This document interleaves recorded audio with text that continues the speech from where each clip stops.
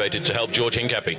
They are, for sure, and those guys know the roads better than anybody else. And it's, this is the biggest part of the year for them. So, what's your job today?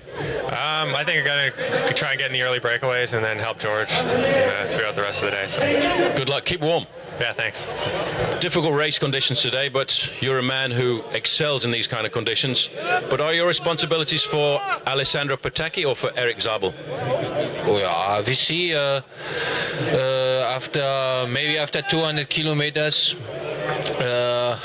what's going on, and then we speak. And then we see. It's an important race, maybe a little bit too difficult for Patacchi today, but the kind of race that suits a man who's always good, Erik Zabel. Yeah, it's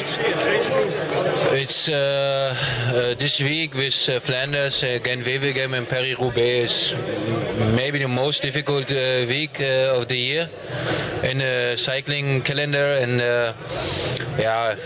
everything can happen. It's possible to be in the front and also in the last group, so you never know. Good luck. Thank you. These are recorded pictures before we join the action, and it happens so often, Paul. A lot of riders, we were talking about the very strong crosswinds, and they're always dangerous as they race out to the coast.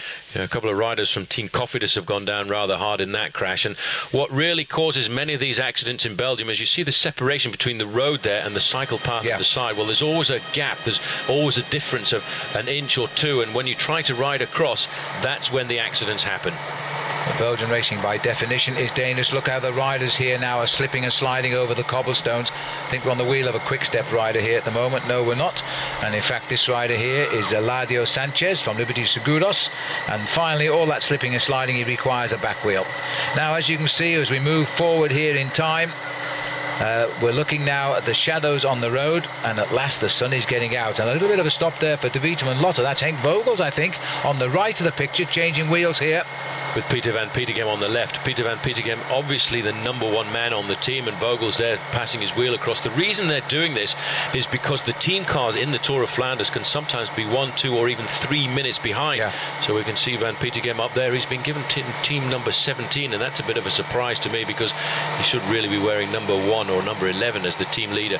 He is an experienced man, Phil. He loves this race. He seems to be able to get himself just in the right shape of mind for this event. As we look at the leading group now, we're looking at around about 134 kilometers to go, and this group we're looking at here has got a 3-minute advantage over the main field, which for the moment aren't reacting, but they will naturally speed up as we get a little bit closer to the first climbs of the day. Well, there's the riders for you on the screen at the moment as we look at them here. A nice little breakaway, a traditional breakaway, you might say. There's always a chance, because if we look at yesterday, we had a big tourist ride here, some 17,000 so-called tourists, but they're all would-be racing cyclists riding the course, and in fact they said the course was, apart from the rain, very, very slippery on the climbs itself. So this is the early breakaway, wanting to see the Molenberg, which is the first climb that comes at 145 kilometers. It really does start to hot up then, and I really believe, for me, the race always begins when the riders get to the Old Quaremont. That's a very difficult climb. It's not the most difficult climb, but it's made difficult by the fact that it's steep to begin with, and then it's got a very long false flat for almost 2 kilometers, and with the winds coming across, the strong riders can really split the race up there, and we see that is usually the setup for the race, the climbs to follow. And the race of the Koppenberg today, I think, is going to be rather interesting, because a lot of riders believe, Phil, they might not be able to ride up just because the fact is the surface, even if it does dry out on the rest of the course, will still be dry. This is looking back to Peter van Petegem's problem. He's looking to see where the team car is. You see the way he was indicating with his hand there, that was to let the team manager know that it was a back wheel that he needed. Well, that's the wheel he's just taken off Henk Vogels there, and obviously it's not riding properly on the chain. He wants to change here. We're going back up to the leaders, hovering on 3 minutes here. Looking just on the rider sitting at the back here is Michael Albacini. Started to start winning races a bit last year. He's on the leaky gas. Sadly to say that the big man for the classics, Magnus Backstedt, has had to pull out with injury, and that's a real shame, because the Paris-Roubaix is his declared favourite race. He's won it once, he was well placed last year, finished 4th. We're just going through the little town of Zwalumen. That's as 133 kilometres to go. In about 8 kilometres time, the riders go along a very long and nasty section of cobblestones known as the Paddestraat. It's a long section of cobblestones. It's 2.4 kilometres in length, and it is basically what would be rated as a Paris-Roubaix style section of cobblestones. Very difficult difficult. That's why you can see the nervousness at the front end of the main field, because even though we are a long way to the finish, all of these riders, Phil, want to get onto the Paderstraat in the first 10 or 15 places. Well, that's the hard thing when you race in Belgium, Paul, and you should know better than any because you've walked up most of the climbs, haven't you? I've walked up a lot of the climbs here. And is the way they race. The racing is all done before the climb to get position. That's what it's all about. It really is almost like a bunch sprint getting into that bend to go round that corner in first or second place, and then you ride up at your own pace, and the riders behind are the ones that have all of the bad luck because they're clambering, trying to find the right gear. The crashes are always a little bit further back. It's interesting to note there's a lot of pale blue jerseys at the front of this group. That is the teammates of Alessandro Patacchi, who's been to the Tour of Flanders on 2 occasions previously and has said here that he really wants to finish, and I think he might be able to if he gets some assistance from his man Erik Zabel, who I think is going to be an excellent ally for him in the closing kilometres. This is Schreck dropping back here, Stefan Schreck of T-Mobile. He's called the team though, the team car's with him now. You can see the number of riders who are coming back with one problem or another, and it looks like he's got a little bit of a chain problem, or is it? No. Well, I don't know what he's doing because he's outrode his car now, but that's a view from the top. You see the crowds here, massive crowds. They've actually issued race regulations this year for the spectators and tried to get them to be a little bit more orderly, especially out on the narrow climbs, because this race has its own unique character and we don't want an accident and we don't want the crowd to spoil what is a very special happening here in Flanders. Tremendous atmosphere all the last few days. The television programs have been doing deep exposés on this event on the 3 days of De Panne, which is just finished, and by tradition, Paul, that's used as a warm-up race. And if you were watching that, the last time trial was a real sweep for the boys from Discovery. Yeah, first, second and third, they really did ride well in that event, and I think the whole team now are looking forward to a good ride here in the Tour of Flanders. Eric Dekker there, just on the left-hand side, he's in fine form this season as well, while at the back we can see Peter van Petegem has managed to get himself back into the main field.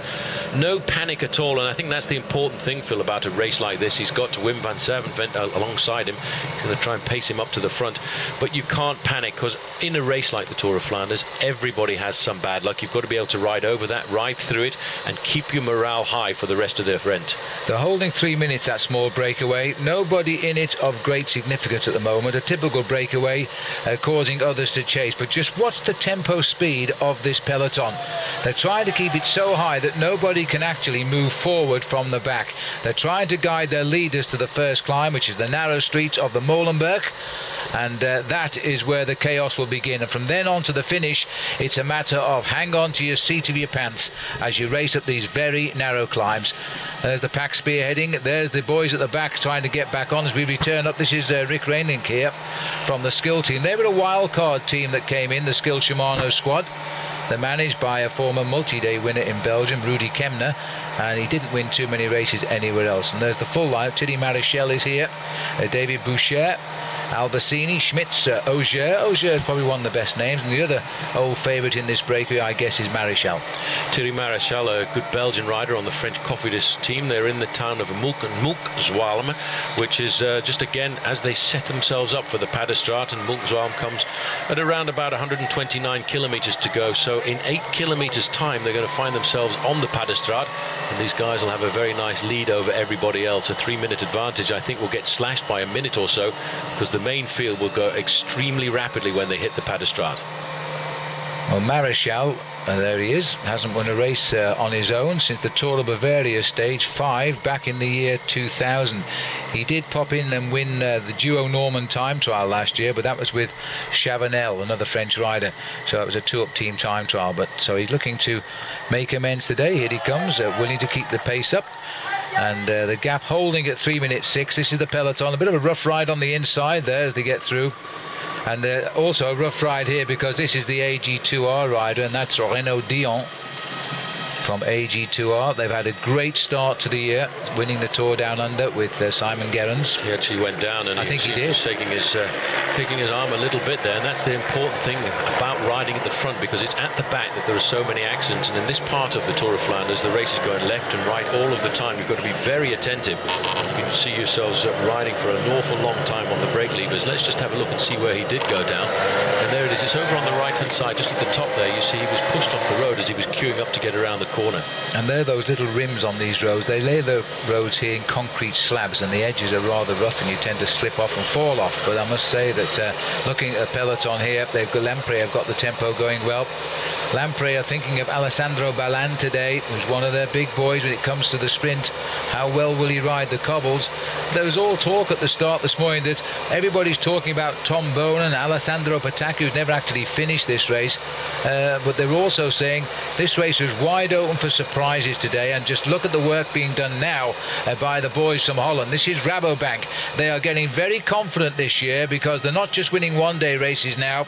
They've got the firepower in that team to also win the stage races. They are now a complete team, and Juan Antonio Fletcher is the leader today, and he has a real chance on this course. Well, it's Graham Brown on the front. First time I've seen him in the Rabobank jersey this year. He's trying to set a little bit of an advantage up for Eric Decker in third position. Decker's a very experienced bike rider, but you can see everybody now is getting themselves organised for this lead out for the Paderstraat. You can see hands going up, indications that there's a little bit of danger a bit further up the road. There's an awful lot of panic starting to come into this event now, because these guys realise, Phil, the Paderstraat is the first rendezvous of the event. Well, terrific tempo by Graham Brown there, unable to go to the Commonwealth Games because the team duty said he stayed here in Europe, and he was rather sad about that because he won himself a couple of medals 4 years ago in Manchester.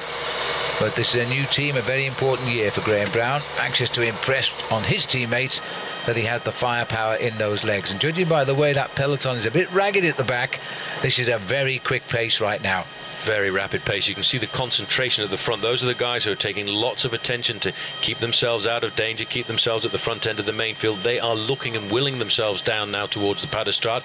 The guys at the back in the long tail, they're the ones who are definitely not in the right place to attack the first section of cobblestones at the Paderstraat, and that will be at 125 kilometres to go. Still around about 3 hours of racing, but still all of the climbs and an awful lot more cobblestones to go. 17 climbs in the Ronde van Vlaanderen, the first one being the Molenberg.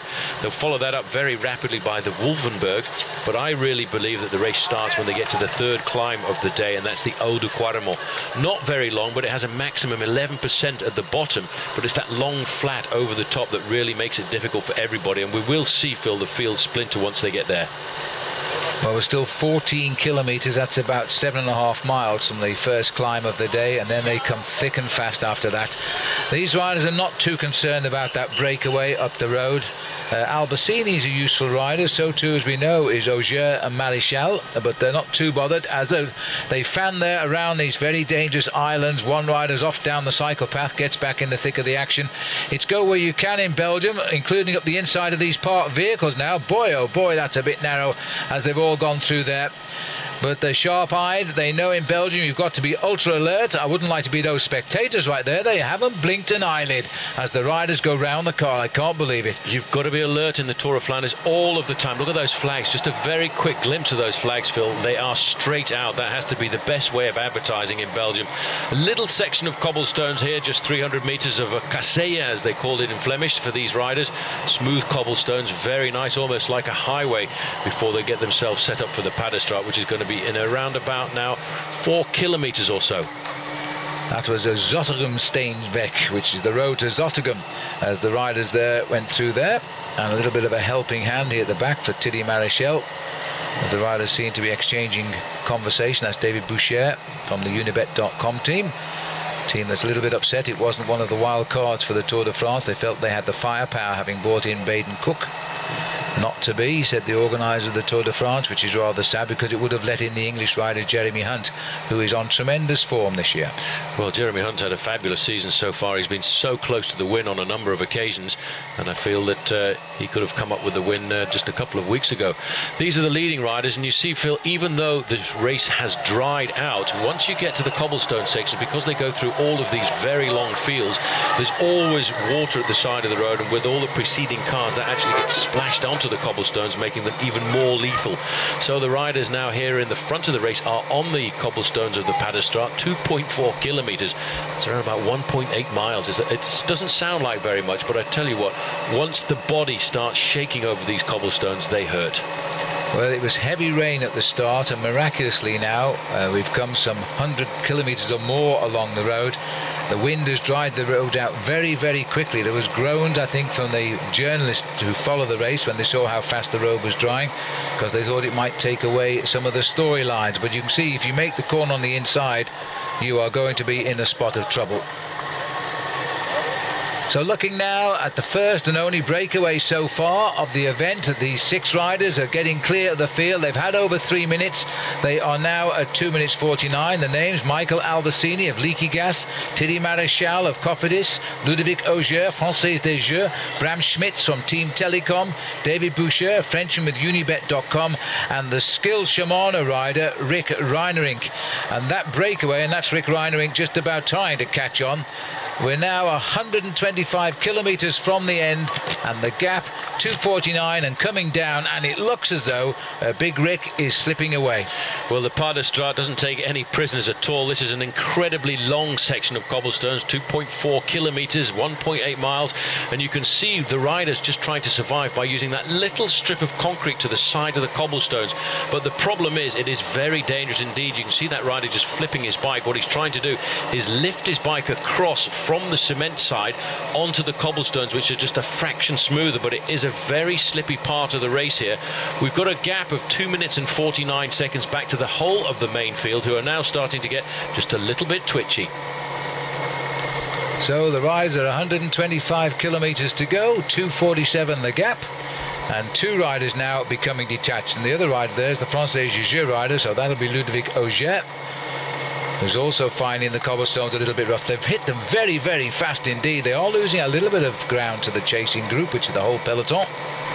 And you've got to keep the gas on here, Paul. The one ambition now will be to get to the Molenberg and see who joins them, I think. Well, they can only hope to survive now, but they can see themselves lose a good minute on this 2.5 kilometre section of cobblestones, because the main field will go along here well in excess of 50 kilometres an hour. You get a chance to see just how rough it is for these riders.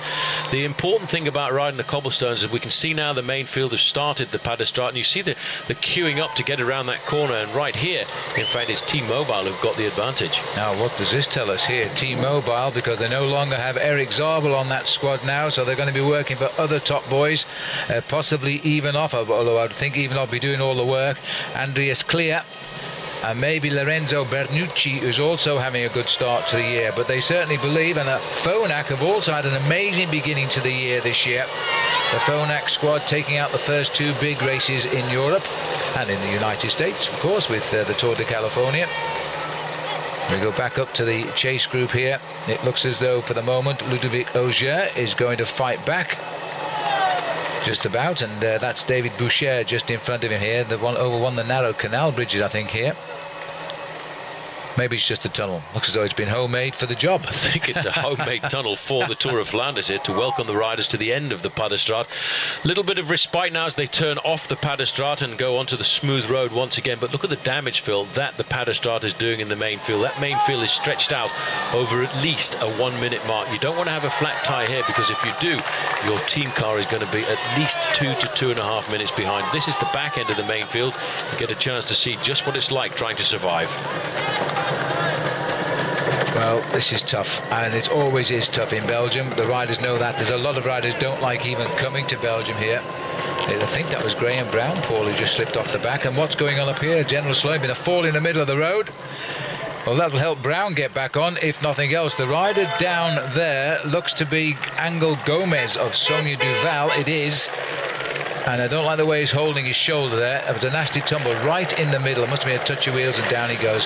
When you go down, cobblestones are hard. They are. When you go down on cobblestones, it really is amazing. It does not receive any bouncing at all. This is Paolo Bettini at the front. Now, this could be the big surprise this afternoon. I'll tell you what. Paolo Bettini is a man on form. Delayed a little bit in his preparation for Milano-San Remo with that nasty crash he had in Tirreno Adriatico, but he's the kind of rider who really could take the pressure off Tom Bonen's shoulders. Well, Paul and I, moments before we came to air, were saying, why didn't we talk about Paolo Bettini in our openings? Because this man was an obvious choice. It's perfect. He's got great form. He's had 4 wins this season already. And everybody is in awe of Paolo Bettini. Gone are the days when he was the sort of domestique for Michelbeke. Yep, it was Michelbeke when he used to come up here to try and win the Tour of Flanders, which he did. This man was his henchman, his left-handed. But since then, he's been made a leader himself, and over the last couple of years, he really has assumed that role, winning himself, I would say, the glorious race in Athens, because what a storming ride that was. He took off with 2 laps ago. Everybody expected him to attack on the last lap, so he surprised them all. And he really, I thought it was a very risky move on that occasion, but because of the quality of the rider he is, it paid off and succeeded. Well, he knows what the road is like. He's not afraid of the course. He got 9th in this race a couple of years ago, and it takes a strong man to dangle off the front like he's just done, tempting the field to come out to him because he wants to make this group smaller. It's obviously dangerous. We've got riders falling off on a pretty regular basis down the pack there, so Bettini prepared to shed a little bit of energy but keep himself in a safe position, and that's not easy to do, of course.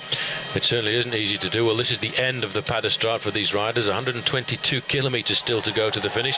The next difficulty out on the course is going to be the first hill of the day, the Molenberg, and that is going to come at around about 113 kilometres to go, so just about 8 or 9 kilometres from here. Nice bit of smooth way for them for a change. That's typical paving slabs of Belgium. It's a very cheap way to make roads, but it seems to be quite effective. And this is the leading part of the peloton. The 199 riders well spread now, as they've done the windy sector of the race, the crosswinds out towards Ostend and back. Those sectors are never seen on television, sadly, because the cameras don't start rolling till they approach the first climbs of the day. But they certainly serve to weaken up the peloton. That breakaway of 6 hanging on to a 2:42. It's more or less locked in at that just now. 121 kilometres still to race to the finish, and as any rider in this race knows, it hasn't even started yet. Hasn't started. I don't really believe this race ever starts until we get to the Old Quaremont, but you can see the riders in the blue jerseys at the front there. That's Discovery Channel, and they are on the crest of a wave, I think. The whole of the team probably has the form that it's the best form that it's had since its inception, and especially in the right week for them as well, because George Hincapie, I think, is very seriously in with a chance of winning here. There's Peter van Petegem in the middle, knows these roads, lives in the small town of Brakel, which if you race in this part of the world, especially in the months of March and April, seems as if every other race goes through Brakel. It is regarded as the centre of the cycling universe. Look at that, Phil. That's the damage that has been done just by one section of cobblestones, the Pas de Straat. There's a lot of riders now scrambling to stay in touch, and if you look back, you can see it's a long way back to the team cars. They're not actually in sight yet. And now we see why Paolo Bettini, the Olympic champion, was stepping on the gas there. He's pulled a big bunch clear of the field. That's a chasing bunch. They've also been split at the back end by those individual fallers. It's a very lonely business out there just now, especially as you can tell by the echelon forming. There is a slight crosswind. Well, I can tell you, looking out at the flags here, it's a very, very difficult crosswind when it blows. A little bit protected from the height of the fields at the moment. But these riders now are going to find this is probably the beginning of the end for them. The clouds, which are very heavy behind them, just now they're racing towards the sun, and it's quite spring-like and warm once the sun does come out. And the peloton regrouping at the front, probably about 70 riders down there. Yeah, Phil, I think that really is an hors d'oeuvre or an indication as to what is going to happen when this race gets to the Old Quaremont, because they really will put the pressure down. You can see riders scrambling up, but those riders who've been dropped, this is the first part of what's going to happen to them all day. Every time there's an acceleration, those riders at the back will get dropped off. They will come back. It's a bit like the old piece of elastic. Keep stretching and coming back together again until all of a sudden it wears out and it snaps, and those guys will look for the short way back to the finish line. Yes, and which they can do. We zig in and out once we get into Flanders, into the little bergs, the hills. Just about making contact here at the moment. At the back is Vladimir Gusev on the Discovery Channel team this year. He's back in nicely. I think he dropped back for a drink actually and found there was no car there. Well, Russian national time trial champion, but a very talented bike rider, man. I think we'll see an awful lot more of. You know, he's only 22 years of age. He is one of the guys I think that Johan Brunel has picked on board this Discovery Channel squad to develop for the future. This is the small town here of Strepen. 120 kilometres to go, 7 kilometres now till we get to the first climb. It's not really a very difficult climb, although it does kick up to around about 17%, which is fairly steep, but it's not really that much to worry about. Everybody checking over the shoulders here. Life at the front of the peloton, very nervous indeed. as the riders now try to hold their gains as they race towards the first of 17 climbs. The hill number 1's the Molenberg. It's 325 metres. Doesn't sound much, does it? But it's very narrow, very tough, and it's 300 metres of that 325 is cobbled. Well, I have to say, I think the most difficult thing about that climb, Phil, is the corner. It's a battle down a road like this, and then all of a sudden it's a right-hand turn, and it's almost a dead stop, and that's the kind of thing that men like Peter van Petegem know all about. Van Petegem is a very talented rider. He can sit in the main field, and all of a sudden he finds himself at the right place at the right time to go around that corner in second or third place, and it's very important to do that, because there's nearly always a crash on the Molenberg, especially halfway down the main field as riders are battling to try and find the right gear to be in. And just watch the riders here. They're on the side pavement there, trying to quickly get up the outside to get to the front, as they have done, one or two of them, and dropped into first position. And they just disregard the drop and those wonderful wheels they're riding. Who cares, as long as I'm at the front of the peloton in the Tour of Flanders, approaching the first climb of the day. 2:58, in fact, a little breakaway. We're not showing much of it, are we? We'll get back up there shortly. Has pulled away a little bit. To remind you of that breakaway, it's Albacini of Leaky Gas, Maréchal of Cofidis, Auger of Française des Jeux, Smits of Team Telecom, Boucher of Unibet.com, and Rienerink of the Skill Shimano team. They're the early pace setters today. None of those riders, it's fair to say, is expected to win the Tour of Flanders, but they're softening the field up, and there's plenty of riders repacking here. That's a very big field now. It is. It's very compact all the way across the road. Kop van der Wegstrijder, this is the leading group we were just talking about. 119 kilometers to go. They have tipped up to around about the 3-minute margin, but you know, they're not likely to win the event because all of the big favourites are in the main field behind. Nobody, as far as we know, has had any accidents out on the course. These riders are working together. That's Thierry Maréchal on the far side.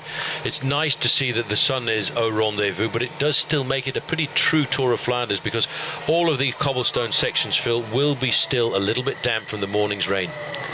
Just beginning to dry out, I think. Rienerink of Skill going through. They got a wild card entry, 4.4 kilometres to hill number 1 of 17. Oh dear me, not so far in kilometres to go, but an awful lot of terrain ahead that will hurt the legs. The Leaky Gas rider there is Albacini. They've lost their man for the classics with injury, which is awfully sad, and that's Magnus Backstedt of the Leaky Gas team. Our man for what would have been a good ride from here. He had to, but he'd set his heart again on a great Paris-Roubaix next week, and that isn't to be now. He has a knee problem, which is tendon damage, and he's been told he must stop cycling, otherwise it could be a far more serious injury, so he's out for a few weeks. That's always the difficult part to the early season races the riders have to go through. Because of the inclement weather, that does provoke an awful lot of bad knee problems, ankle problems, tendinitis. Bram Schmitz here from T-Mobile, looking very comfortable, sitting up there looking over his shoulder, waiting for somebody else to come through. These riders know now that they're going to be the first riders to open up the account on the climbs, because the first climb is now just about 3.5 kilometers to go. Auger going through there for Française des Jeux, using a massive gear, and I don't think that's all that sensible compared to the very nice pedaling style there of Schmitz, who's coming through. And the main field, just look at the chaos, the crowds moving forward, trying to see as much as they can, but they don't realize that these riders, Phil, as they come up to the Molenberg, are looking to use every little piece of road, because they've got to take risks to get themselves to the front. It really is chaos. There's a rider there stopped with a little bit of an incident. I think it's a natural break. Well, he must be very confident he can rejoin right now, because this field here is moving very, very quickly indeed. Using the whole of the road. Very hazardous occupation, riding on the outside of the flanks of the peloton, but then again, if you ride in the middle, I suppose it's just the same. Leon Van Bon turning around, checking on who's alongside him in the centre of our picture. Just look at the concentration on some of these riders' faces here. They've got the front, it's where they want, but how are they going to hold it as we head up towards the Molenberg? This is life at the back here now. The arm warmers are off, the leg warmers are off, the shoe covers will be off soon, and everybody, that looks like Matt White back on the team of Discovery Channel. He's looking to get a little bit of advice probably from Johan Brunel, maybe pick up a couple of bottles for the boys. He's a great workhorse, and his wife, she got a medal in the Commonwealth Games in Australia. She's a road walker, and She says, "Oh, my husband can't watch me get this medal because he's riding his bike in Europe," and I'm sure she appreciates what sort of race as well. Well, she was the lady who was walking in the Olympic Games to a gold medal a couple of years ago as well, and was disqualified in the tunnel for lifting her foot up for a 4th time, and that was a very sad occasion. I think Matty White really had to support her at that time, but that's all part of the sport, and I think she was very happy to get that medal. And she did have the honour, of course, of carrying the flag for the Australian team when they came out into the stadium for the opening day presentation. She did indeed. Now looking at the riders from Lamprey here now. Lamprey have got some good candidates today. They're also getting a little bit out of the season in these early days as they ride along at the front. Alexander Ballan, who's scoring well this year, he might be their man. I'm sure he's going to be their man. They're really all riding for him here this afternoon. You can see Cofidis moving to the front. There's Leon van Bon, a national champion of Holland, a great rider. He's been around for so many years. He was a good track rider in the early part of his career, but now he's turned out to be a seasoned professional. Today I would think everybody, Phil, on De Vitamin Lotto will be looking after the man whose basic season is planned around this 1 week of racing. Peter van Pietegem from Brakel will be trying to ride well this week and of course next week, because he's getting up there to around about 37 years of age, so he's quite a mature professional cyclist. But I think in a race like the Tour of Flanders, age is not really that important, because it's a lot to do with the experience and the motivation for a race like this. Yeah, and Peter's certainly got that. He's been training on the course as usual. Robbie McEwen, by the way, the Australian sprinter, he doesn't like to ride this event. He's not in it, but like Peter van Pietegem, of course, he lives in Brakel. So he's no doubt out on the course, cheering on his teammates, some Lotto de Vitamin, or the Vitamin Lotto, as it's called these days. Well, these are all part and parcel of the guests are following the race around, and as we go back to the action here, you can see how everybody, they're so alert at this moment of the race, Phil. They know how dangerous it is. These men too now are moving forward to the Molenberg. There's going to be a little bit of chaos. Nobody should get peeled off on the Molenberg, but there's always the possibility of a crash halfway down the main field, which is why these guys want to make sure they get into the Molenberg in a good slot. The leaders must be within a kilometre of the climb at the moment. We of course are in the hands of the television director as to what pictures we see, but they must be about a kilometre from the start of that climb right now, and that's why these boys are getting a little bit excited, because 2 3/4 minutes behind is not so far. Keeping very fast tempo here, and look at another wave coming up on the left. Well, I just saw Henk Vogels coming up through the middle. This is Graham Brown. In fact, he was tailed off just a few moments ago, but he's fought his way back here because he knows he wants to get Juan Antonio Fletcher up there. He's a man who's moved across to Team Rabobank through the winter because of the collapse. There's Tom Bonen, just a quick glimpse of that white jersey in the middle there. Bonen, remarkably this year, Phil, winning on 11 occasions. We've very often talked about the curse of the rainbow jersey. Well, I don't think it's going to happen this season. He's broken that for sure. He's had a real world champion start to the year. Yes, 11 victories already. Might trade them all for this one if he can win again today. Last year he won it on his own, getting away near the finish.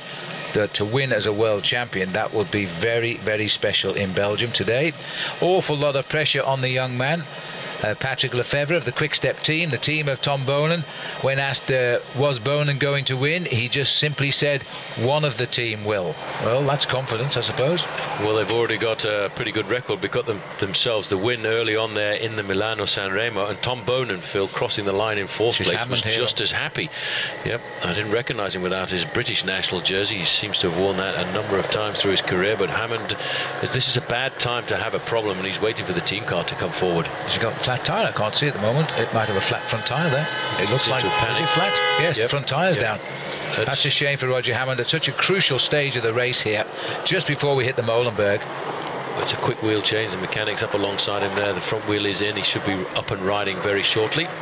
Kom van de Weekstrijd. Very shortly, these riders, these leading group of 6, will take the right-hand turn and they will find themselves on the Molenberg. They won't have to fight. In fact, there you can just see the cars in front taking the right-hand bend. 1 kilometre or less. There we go, a lot less. There's a turn to climb the Molenberg. It's not a big problem for the breakaway of 6. They can see it clearly. There's the graphic for you. They're saying it's 460 metres, an average of 7%, the steepest of 14.2%, and we only climb 32 metres above sea level. And there's the 300 metres of cobblestones we told you about. And again, well, not again, this time, it's David Boucher who looks to be riding the cobbles not quite as well as the others. Yeah, look at this crowd though. This is what the Ronde van Vlaanderen is all about. It is absolutely crazy. Everybody who can get out to experience this race is out of the side of the road in Flanders here, because it really is a day's holiday for Belgium. This is the biggest sporting event they've got. They really love this event, and they turn out in style to come and see it. And there will be people like this on every climb now, all the way down to the finish in Michelbeke.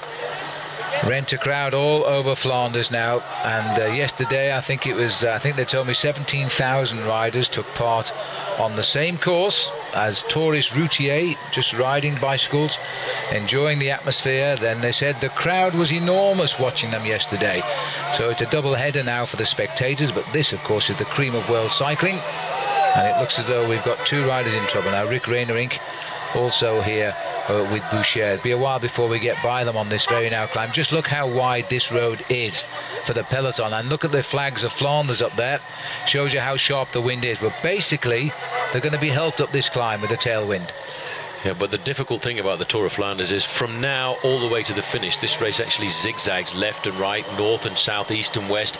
And when one moment you've got a crosswind, the next minute you'll have a tailwind, and then you'll have a headwind. Now there's the main field starting to accelerate, starting to make themselves just that little bit more cautious. And look at the time gap, Phil. Because of this acceleration, we've got a time gap now there of around about the 2-minute margin. Well, just look at the strength of some of these riders now, and Tom Bonen just got to the front. This man is such a classy bike rider. He's going to take him first. The world champion takes the peloton onto the base of the Molenberg. He gets the best view. It'll be carnage behind as Big Tom starts to stamp on the pedals, and the crowd, look at their reaction here, and look at the queue at the back. Well, that is why you've got to go around the corner in the first few positions there, because it is chaos behind. Peter van Petegem is in third place. George Hincapie is not far away either. Phil, I'm trying to rack my brains back here. I cannot remember ever seeing a world champion ride like Tom Boonen is riding here. Not since the days of Eddie Merckx, I don't believe. And as we're now watching Boonen stamp his authority on the first climb of the day, he's going to eliminate a lot of riders. Van Petegem's made a terrific move. He's third wheel. Boonen isn't interested in anybody helping him just now.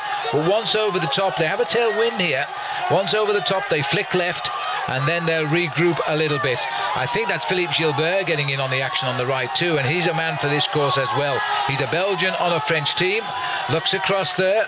He sees Peter van Petegem on his shoulder, and I would think that the leaky gas rider there is probably Luca Paolini. I tell you what, Phil, that was sheer confidence. Last man to win the Tour of Flanders wearing the World Championship jersey was a man by the name of Eddie Merckx. You might remember that back in 1975. That was an awful long time ago. Merckx won with that jersey on his shoulders. It's a long time since the world champion has ridden quite as well as Tom Boonen is here. He doesn't want to ride away from the pack at this point. He just wanted to be at the front of the pack to make sure he was able to negotiate the Molenberg comfortably and safely, because look how far a lot of riders are behind on a 300-meter section of road. And they're all over 300 meters as well, because at the top is Boonen, at the bottom they're just about queued around the corner. So life is going to be tough for them now, and this is Riblon of the AG2R team, who is just about going to get over the top. The thing is, you'll catch up on a big bunch of riders, and if you get to the front of the bunch, you find it's not the main field at all. They've already split up. It is very difficult now to stay in touch. There's a little flashback for you. It's a matter of queue up and then work very hard on the cobblestones to get over the top. It really is important. That's why you can see the big names like Van Petegem, like Hincapie, like of course Tom Boonen want to go around in the top 10 places, because it's all a question of energy at the end of the Tour of Flanders, how much energy you've managed to save, because it really is a battle all of the time, and it's a battle for those riders who got stopped there at the bottom of the Molenberg. They're going to have to accelerate now to try and catch themselves back up with the race. Boonen just sitting in the middle there. He looks fabulous on a bike in that World Championships jersey, having a quick chat there with Peter van Petegem over to his left-hand side. And Hincapie's not too far back. There is Eric Zabel, Phil, riding in the front as well. Now, Eric Zabel would be a good tip for the win here this afternoon, because I have to say Zabel seems to be really enjoying this change of teams that he's had this year, moving across to Milram, looking after Alessandro Patacchi. He never seems to lose his enthusiasm, but he's faced up to his new team like it's his first team as a professional, which it most certainly is not. Meanwhile, up the road, Ludovic Auger is the rider here. We're down to 4, I think. I don't think the other two have come across this gap, and Mikel Albacini is the rider on the front. Very contrasting styles of all of these riders up here. The big strong pacemaking of Bram Schmitz. He's the big tall man with the long thin legs, and then comes the rather suffering image there of Ludovic Auger, and followed by Thierry Maréchal, who's getting something of an old time in the peloton these days, but he's been around a long time at this level of cycling. He certainly has, and as a Belgian, he's enjoying riding at the front of this race. A French-speaking Belgian, albeit, but certainly he's got a chance here of showing himself off to the crowd. The main field's starting to regroup, and that gap has stretched out once again. 2 minutes and 32 seconds back to the group here, and there still is a very large number of riders in the peloton. I think the first major sort out we'll have, Phil, is when we get to the Old Quaremont, because that is a very difficult climb. Steep at the start, but a very long false flat afterwards. That's Matty White at the back there. He got caught out going back to the team car to look after one of his teammates. He's probably waiting to see what the position is of Roger Hammond, who I don't think will have got back just yet. No, it would be very, very hard, in fact, for Hammond to get back just now, as we're getting up towards Oudenaarde at the moment, and then we'll get into Kerkgate, or Churchgate, and then they've got 3 kilometres of cobblestones, and this is all part of the build-up to hill number 2, which is the Wolvenberg. So it's not long now before they start bashing the brains out on 3 kilometres of cobblestones. Henk Vogels over on the left-hand side got himself through the Molenberg nice and safely. Thank you very much. And that was after leading out Peter van Petegem into the corner. Stuck in the middle there. Quick glimpse. I just caught sight there of Paolo Bettini riding comfortably at the front end of the main field. A lot of quick-step riders at the front end of this peloton. Their job this afternoon is to look after the big man, Tom Bonen. He's going to be a difficult man to beat. I did catch a glimpse this morning at the start, Phil, of Frank Vandenbroeke, who actually rode quite well in the 3 days of Le Panne, finished in the top 10 in the individual time trial. I wonder if he'll be able to do something today. The bad boy, the prodigal son of Belgian cycling. He's had a lot of ups and downs, and this is probably the last chance he's ever going to get in his career. Well, people this morning were tipping him to either win or not finish, so you have to take your choice. Time will tell, of course. He certainly did have a great 3 days of Le Panne. I thought he was sitting just outside the limelight there, waiting for today, and we'll see. The race has a long way to go. That field is basically regrouped. But of course the best position right now is in the first 10 of 15 riders, and that takes a strong man to be there.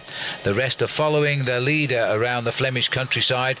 They know what's ahead, and once on a narrow road like this, you see, you can slow the race right down. Watch that gap at 2:54 go up as I speak to 2:55, because they've got the head of the peloton and nobody can get through anyway. No, that's the other important thing about Flanders. The roads are so narrow. When you've got 10 or 12 riders across the breadth of the road, there is actually no way of moving to the front. There's Bonen comfortably there at the front end of the pack, and it's a status quo now. We're looking at about 7 kilometres till we get to the next climb of the day. Again, a rather difficult climb, the Wolvenberg. Yes, and as the field here now, we're at 110 kilometres today. Remember, the race is a total distance of 258, which is 160 miles.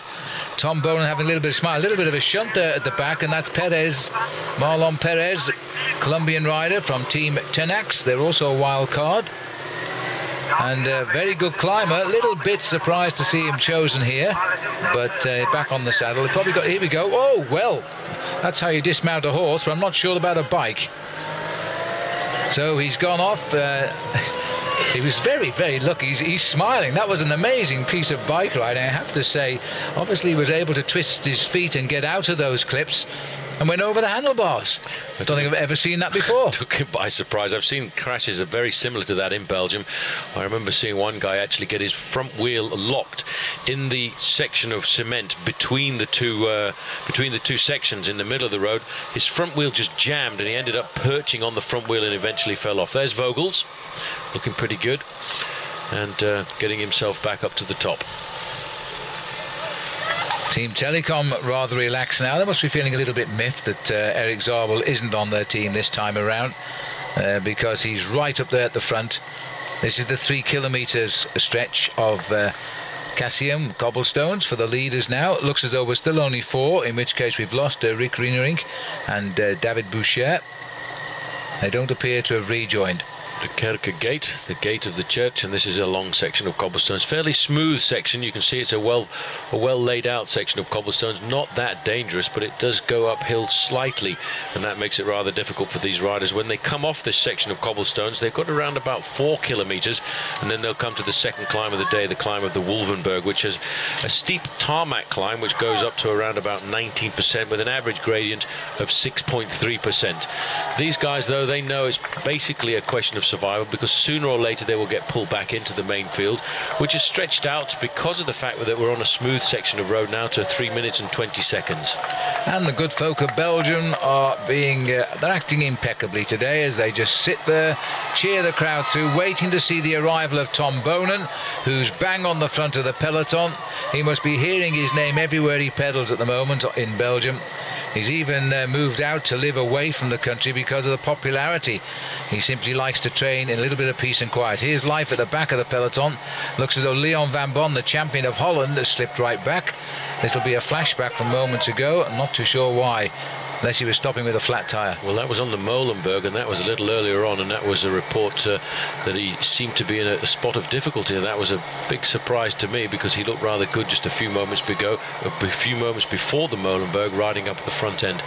So back with the leading group of 4 riders. That's Thierry Maréchal on the front, and they've stretched it out to about 3.5 minutes, and it will certainly start to disintegrate that gap, Phil, once we get to the rapid succession of climbs, like of course the Old Quaremont, the Patersberg, the Koppenberg.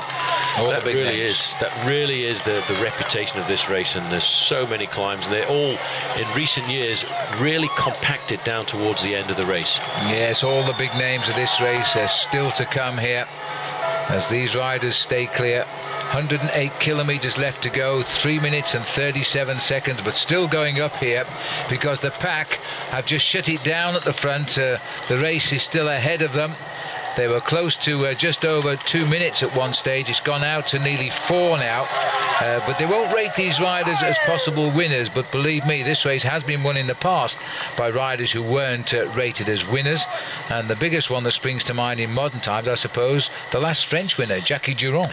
Jackie Durand. There was a race a couple of years before that when a man who from Belgium was a rather surprise winner, René Martens, and that was on a day like today when a breakaway of 10 or 15 riders got clear. They were given a 10-minute advantage and they were never seen again. So tactics can really play out in the Tour of Flanders, but I think the level of the sport now, the teams are so well drilled, so well disciplined, they dare not and would not let something like that happen. Hey, but watch this now, because this is Gerolstein in the light blue jerseys here getting into the action. They've hit the other end of the 3,000 meters or 3 kilometers of cobblestones.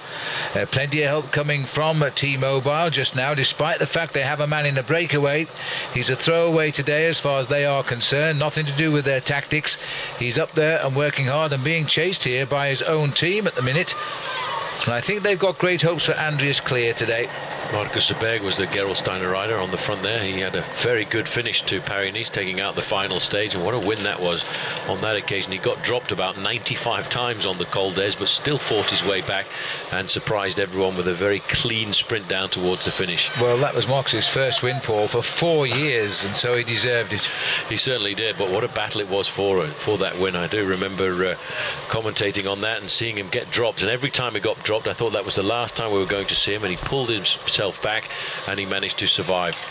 This is a long section of cobblestones that these riders are looking at now, 3 kilometers long, and once they come off that, about 4 kilometers, and they'll then have to attack the Wolvenberg, a very difficult climb. But it is a most important time in the race here when you have to keep yourself up at the front end of the peloton.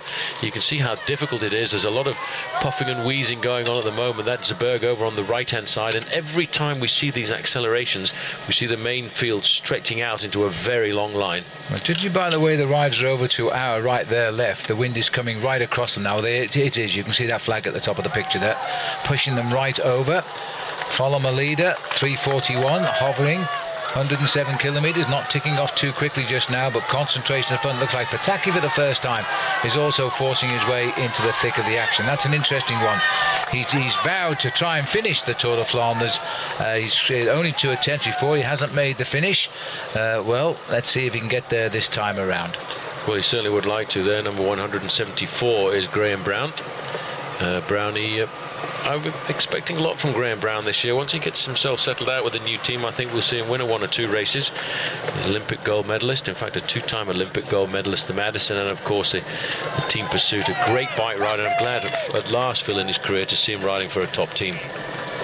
Well, this is life at the back of the peloton here at the moment. The boys from AG2 are slipping out of it just a little bit and not looking too active, are they? We've just seen in there, I think it was Riblon, I think it was Christophe Riblon.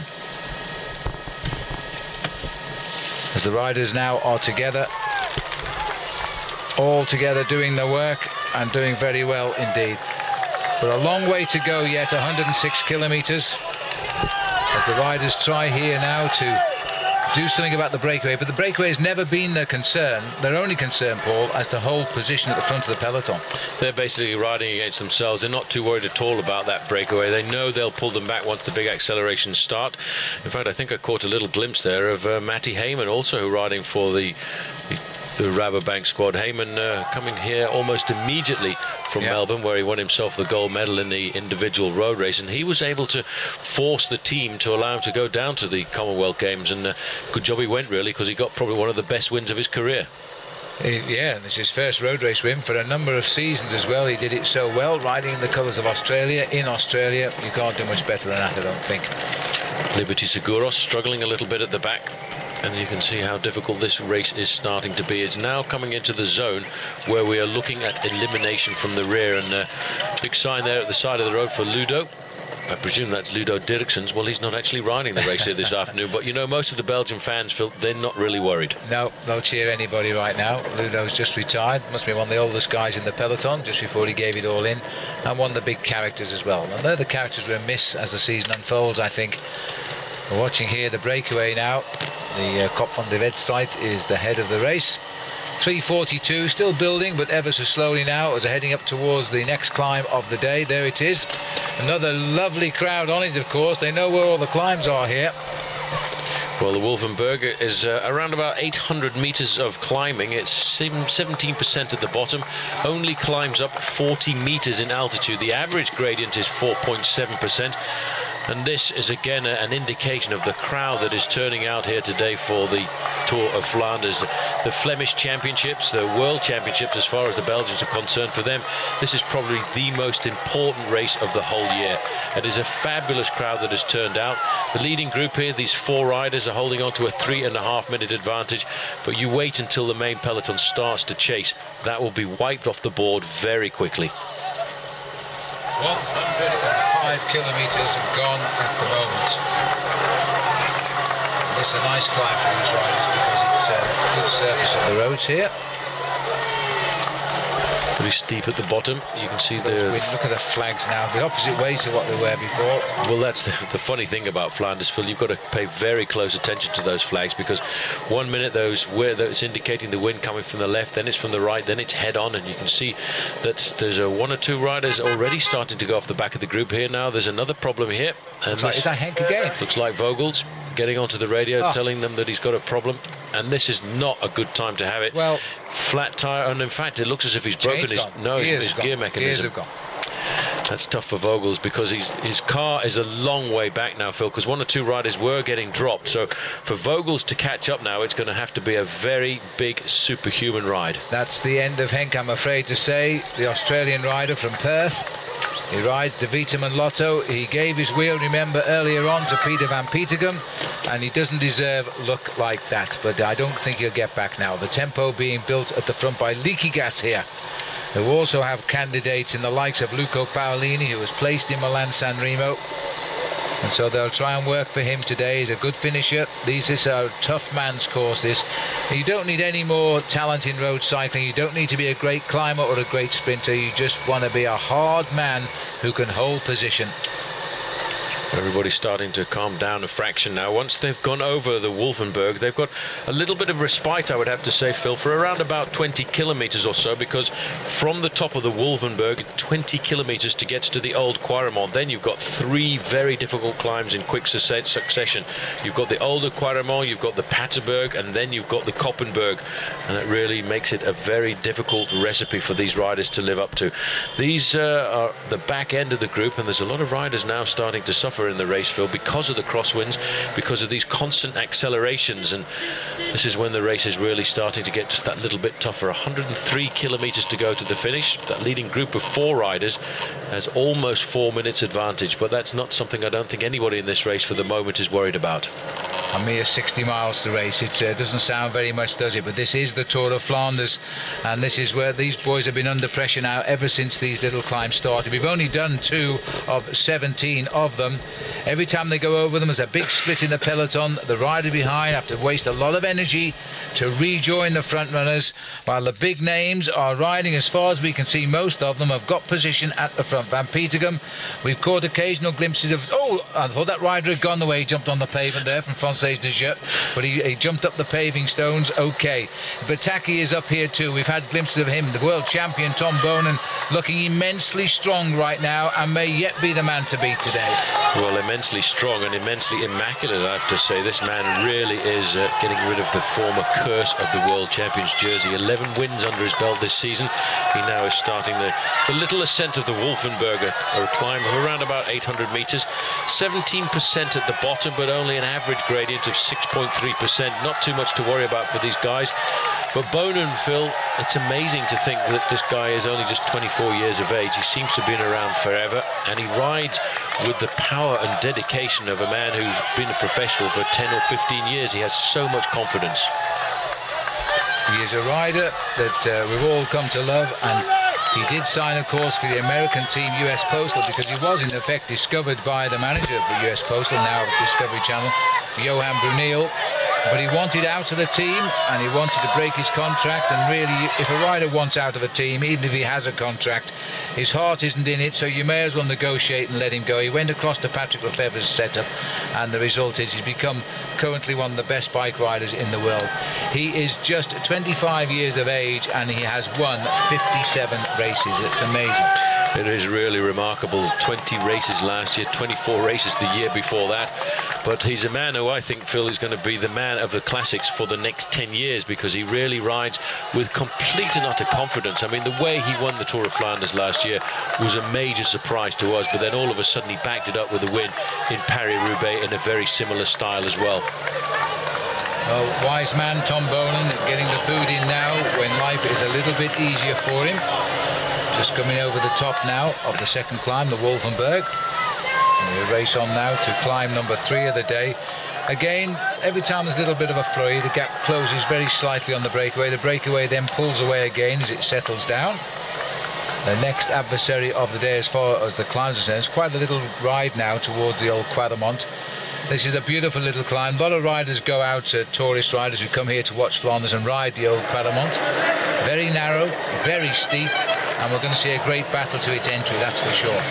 Oh, it'll be a monster battle, and a big monster battle over the top as well. We're now looking at this leading group, the main field, I should say, of all the leading contesters, and slowing down a fraction at the front, and that's because these guys now know they've got 20 kilometers or so on fairly good roads before they get themselves to the start of the Old Quaremont, which is a climb of around about 2.2 kilometers, but 1,500 meters of that climb is in fact on cobblestones.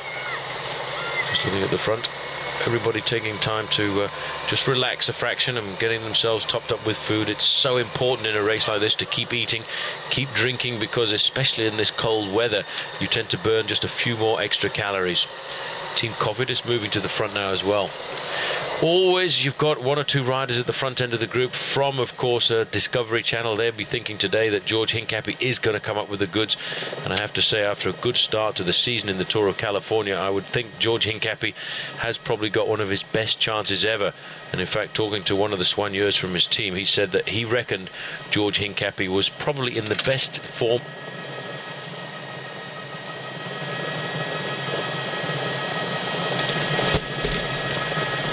So 101 kilometers to go, 4 minutes and 6 seconds, and they are still all over the front end of the main field. Cofidis, interesting to see them riding so well at the front end of the main field. They're a local team from just across the border in the northern part of France. They could be thinking about trying to protect really the position of Thierry Maréchal in that leading group, because I don't see any of their men being major contenders. Rick Verbrugge might think he can do something. He wears number 97 for Team Cofidis, but these guys now, I think, over the next few kilometers, the next 20 minutes or so of racing, will just try and relax, if you can relax in the Tour of Flanders, because the race, to me, Phil, is really about to begin at 80 kilometers to go. Well, just looking down the honours list, Paul, we've said it before, 63 times that Belgium has won this race, and that compares with Italy and the Dutch 9 times apiece. And there's a long, I don't think nobody's ever going to obviously catch up those wins by the home nation. A lot of those wins came in the early years. It hasn't been a great period of wins for Belgium in recent years. Tom Bonen started to fly the flag now since the retirement of Johan Museeuw, who's won it 3 times. But apart from that, we've seen the Italians start to get their grip on this race, and also the Germans, because Stefan Wessermann, who won, was only the second German since the former world champion Rudi Altig won this race, and between them they've got the only 2 victories for Germany. And Switzerland, well, they haven't won since Henri Suter, and that's an awful long time ago, when Suter won back in 1923. Even I wasn't born then. No, that's true, and there's not many cyclists work. But you can see a lot of lamprey activity at the front end of the main field. Alessandro Ballan, Phil, a lot of people believe he's got the ability to win this race here this afternoon, and that's why their jerseys are moving to the front end of the pack. But I think it's a little bit of time out for the guys now as we go through 99 kilometres to go, 19 kilometres to the Old Quaremont, and one of the early breakaway of 6 riders, Rick Reenerink, is about to get caught by the main field. But I have to say, he's given his team a little bit of exposure on television this afternoon. Nice to see the old Skill jersey. Reminds me of a man by the name of Sean Kelly. Indeed it does. It's a continental team now, but he got in here as a wild card. It looks as though he might have a little bit more effort in that body still, wisely waiting as they dodge the cars. Quite legally parked off the road, but the riders have made the road that little bit wider just now as they race back into the action. And that flotilla of motorcycles getting a little bit too close. I think they should be moved on by the race referees, because if those riders do attack, they'll be swamped.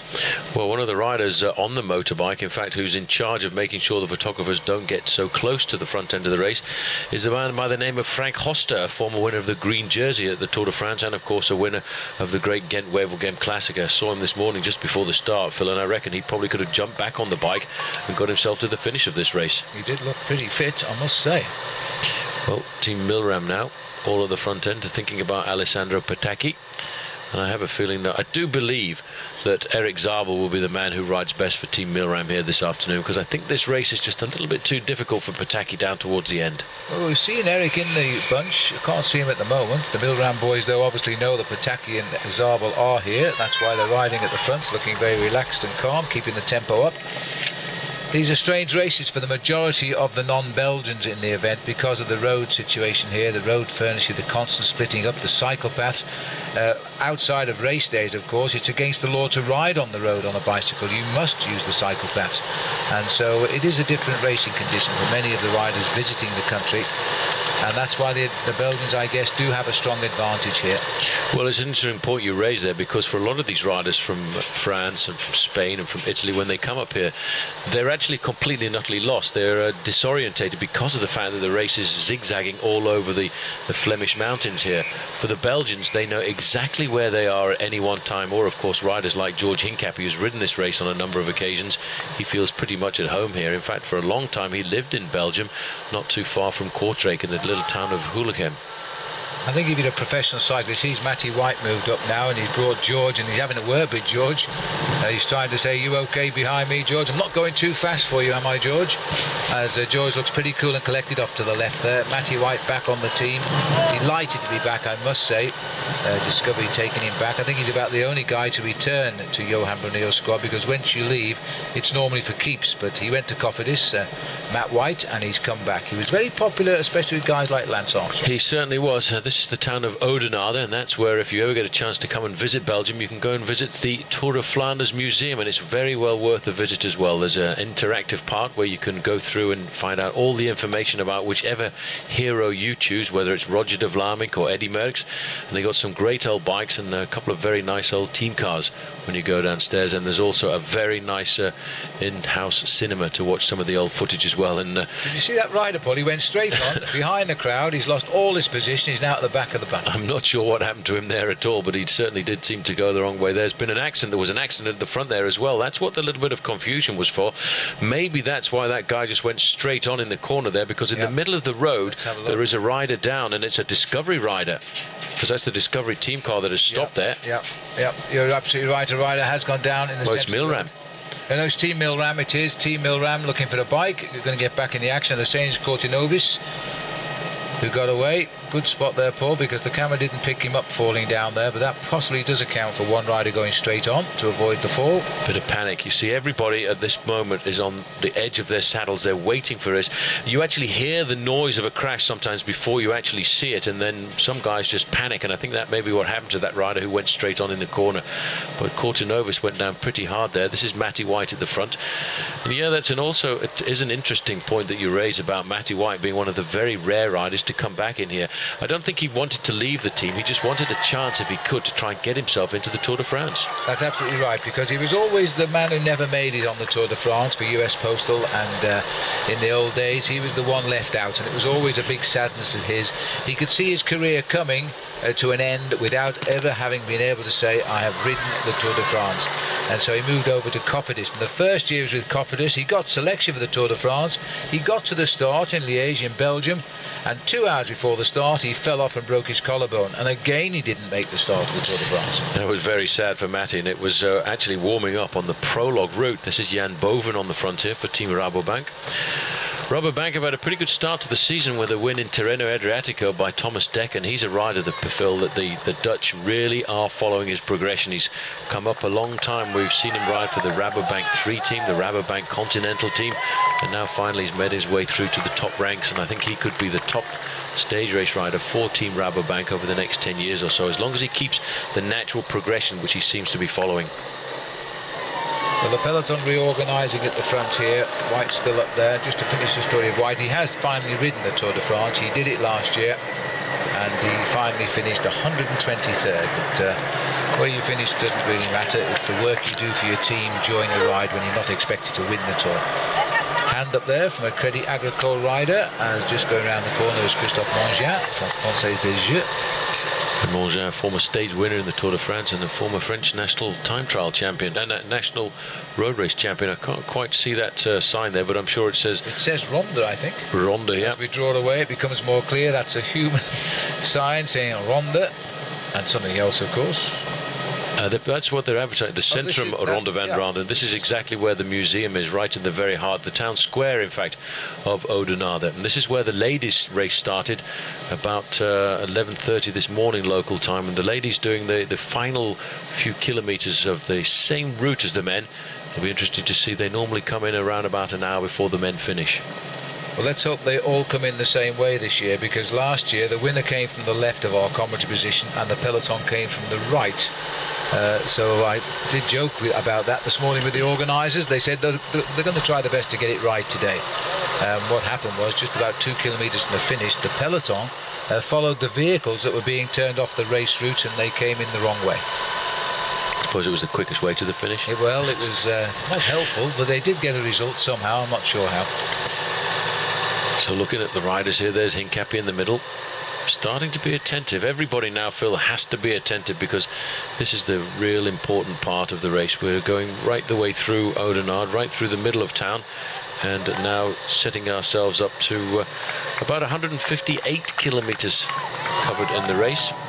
and that's about 100 kilometers to go to the finish. But the older Quaremont comes at 84 kilometers to go, so 11 kilometers now to the top of the older Quaremont. These riders have stretched out their advantage quite a bit over the last few kilometers, but I think it's because of the lull of this 20-kilometer fairly flat stretch. The riders in the main field taking a back seat, making sure that they've taken on board a bit of drink, taken on board a bit of energy, and making sure that they get themselves ready now for what is going to be a very intense part of the racing.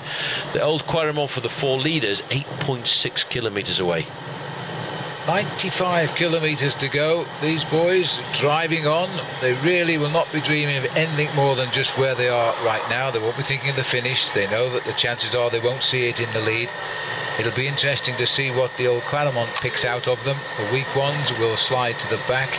It is a steep climb. You can't really get out of the saddle on it. It's quite badly cobbled. And a lot of riders in the peloton I don't think will ride up it. No, it's going to be very difficult. That's why, again, it's going to be an important part of the race this year, the big battle to be at the front end.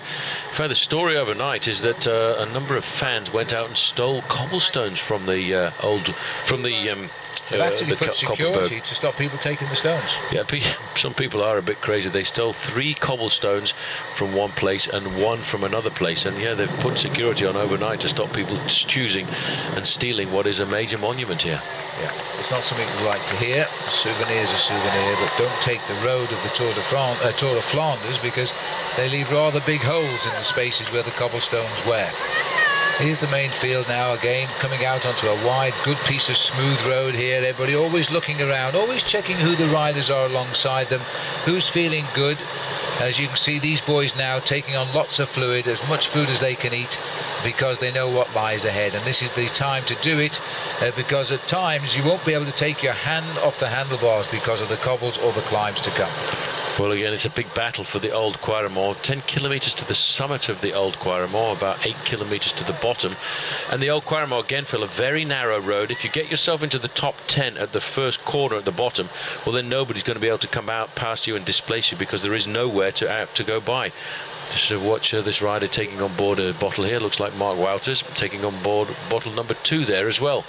And he missed that one. No, he did, sadly for him. Yeah, I wonder what he's thinking in the back of his mind there, but at least he's got one. Former champion of Belgium, Mark Wouters, got the yellow jersey in the Tour de France. He had a great spell in his career mid-term when he won major races one after the other.